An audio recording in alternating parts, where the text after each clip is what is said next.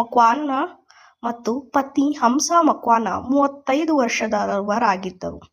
ಅವರ ಮಕ್ಕಳು ಏಪ್ರಿಲ್ 16 ಭಾನುವಾರ ಬೆಳಗ್ಗೆ ಮನೆಗೆ ಹಿಂತಿರುಗುವಾಗ ಹತ್ತಿರದ ಹಳ್ಳಿಯಲ್ಲಿರುವ ತಮ್ಮ ತಾಯಿಯ ಚಿಕ್ಕಪ್ಪನ ಮನೆಯಲ್ಲಿ ಸ್ವಲ್ಪ ಸಮಯ ತಂಗಿದ್ದರು. ಅವರು ತಮ್ಮ ಹೆತ್ತವರನ್ನು ಕಂಡು ದಿಗ್ಭ್ರಮೆಯಾದರು.